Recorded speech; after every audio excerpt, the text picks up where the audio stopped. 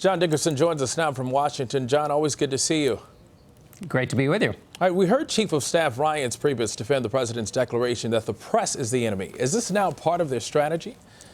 Well, it's kind of always been part of Donald Trump's strategy. He used it very well in the campaign. This is a little bit something new. I mean, the idea is to have an opponent. He no longer has a campaign opponent, so the press is useful. The press helps him do that at times by writing stories that then have to be retracted. It's certainly something that thrills his supporters. So yes, this is a part of the White House strategy. It's not new for administrations. This has certainly happened in history before.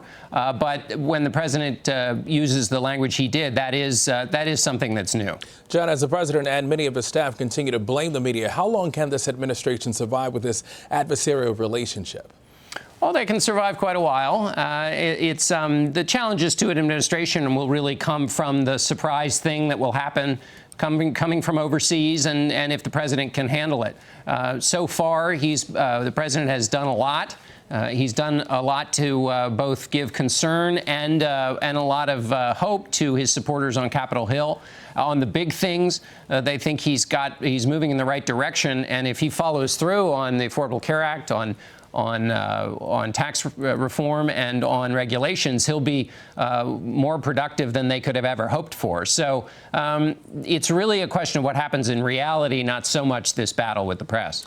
Priebus repeatedly asked you to look at the president's accomplishments. 1 month in, how do the early days of the Trump presidency sort of stack up to the other administrations? Well, it's been fast-moving, chaos-inviting. Some of the chaos is by design. Some of the chaos has thwarted the president's own hopes, and specifically with respect to his executive order on immigration. So he has moved fast, but there's been a little bit of a raggedness to it that has worried some of his allies on Capitol Hill. But and within the administration. But he's also gotten some big things right. As I mentioned, the Supreme Court, some of his other cabinet picks thrill Republicans, his support for the Keystone Pipeline also. And then, of course, what he's planning to do going forward, which will be a tough task, those three things I mentioned, healthcare regulations and taxes, but he's committed to them. And so on the big things, he's moving in the direction he wants, and the difficulties he's had are, he'll still have to work those out, but it's not all chaos, and it's not the finely tuned machine he suggests. And a final question for you. The administration insists that General Michael Flynn did nothing wrong besides misleading the vice president. How will this controversy sort of continue to cloud the presidency moving forward?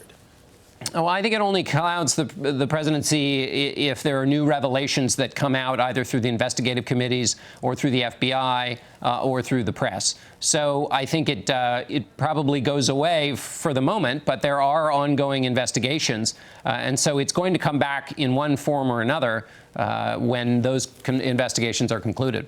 All right, John Dickerson, always good to see you, John. Thank you. Thanks, DeMarco.